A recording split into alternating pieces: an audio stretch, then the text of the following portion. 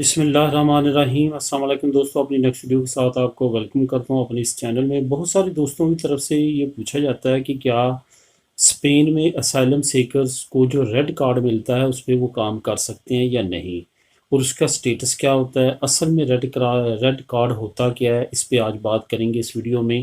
Video کو complete دیکھیے گا، پوری انفارمیشن کے لیے کافی معلوماتی انفارمیشن آپ کو پرووائڈ کروں گا۔ سب سے پہلے تو آپ کو یہ بتاتا چلوں کہ جو ریڈ کارڈ ہوتا ہے یہ ایک بنیادی شروع میں دیا جانے والا ایک سٹیٹس ہوتا ہے جو کہ اسائلم سیکرز کو دیا جاتا ہے۔ اصل میں اس کا یہ مطلب ہوتا ہے کہ اس وقت تک آپ اس پہ لیگل ہے اسپین میں جب تک آپ کا فائنل رزلٹ نہیں آ جاتا۔ جب آپ کا فائنل رزلٹ آتا ہے تو پھر آپ کو TIE کارڈ ایشو کیا جاتا ہے، ترخیطہ identidad extranjeros، یعنی کہ وہ تب ایشو کیا جاتا ہے جب آپ کا کیس اسٹڈی کر لیا جاتا ہے اور اپروو کر دیا جاتا ہے کہ آپ ایلیجیبل ہیں ایز اے اسائلم سیکر۔ یہاں تک آپ کو سمجھ آ چکی ہوگی۔ یہ جو اصل میں ریڈ کارڈ ہوتا ہے یہ بعض اوقات 6 مہینے منیمم اور زیادہ سے زیادہ سال، 1.5 سال اور 2 سال تک بھی لوگوں کے پاس رہتا ہے جب تک ان کی کیس کا فائنل رزلٹ نہیں آتا۔ اور بعض اوقات ایسا دیکھا گیا کہ 2 سال سے زیادہ عرصہ تک بھی یہ ریڈ کارڈ لوگوں کے پاس رہا، ایکسٹینڈ ہوتا رہتا ہے، رینیو ہوتا رہتا ہے اور آپ کے پاس یہ ریڈ کارڈ رہتا ہے۔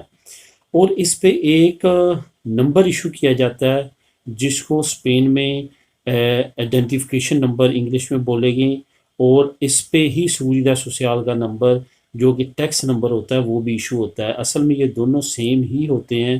اس پہ اگر آپ کام کرنا چاہیں، کاروبار کرنا چاہیں تو وہ بھی کر سکتے ہیں، اس میں مانت نہیں ہے، کیونکہ 6 مہینے تک اگر آپ کو جو متعلقہ ادارہ ہے وہ آپ کا جواب نہیں دیتا تو ایٹومیٹک آپ کو پرمیشن مل جاتی ہے کہ آپ کام کر سکتے ہیں۔ یہ انٹرنیشنل لا کے مطابق اس طرح ہے۔ یہاں پہ ایک اور بات آپ کو بتاتا چلوں کہ آپ اس پہ کام کی نوعیت کے مطابق کام کر سکتے ہیں۔ فار ایگزامپل اگر آپ اس پہ کوئی بزنس کرنا چاہتے ہیں تو قطعاً بھی کوئی ایسا بزنس نہ کریں جس میں ایک بڑی انویسٹمنٹ آپ انویسٹ کر رہے ہیں۔ اس کی 2 ریزنز ہیں۔ نمبر ایک تو آپ کو ایک سٹیٹس کا نہیں پتا کہ سال، 2 سال، 3 سال بعد آپ کا سٹیٹس کیا ہوگا۔ ہو سکتا ہے خدا نخواستہ آپ کا سٹیٹس ریجیکٹ کر دیا جائے، آپ کو as a asylum seeker reject کر دیا جائے اور آپ سے ریڈ کارڈ بھی واپس لے لیا جائے اور آپ کو ڈیپورٹ ہونے کے آرڈر کر دیے جائیں۔ عام طور پہ اسپین میں ایک لیٹر ایشو کر دیا جاتا ہے کہ آپ اتنے دنوں کے اندر اندر ملک کو چھوڑ دیں، 2 مہینے کے اندر، 15 دن کے اندر، 1 مہینے کے اندر، اس طرح سے آپ کو لیٹر دیا جاتا ہے۔ اس میں یہ ہوتا ہے کہ آپ کو اپیل کا رائٹ ضرور دیا جاتا ہے۔ اگر آپ سمجھتے ہیں کہ آپ کے خلاف یہ جو فیصلہ آیا یا جو ریزن بنائی گئی ہے ریجیکشن کی وہ غلط ہے تو آپ لازمی طور پہ اپیل کریں۔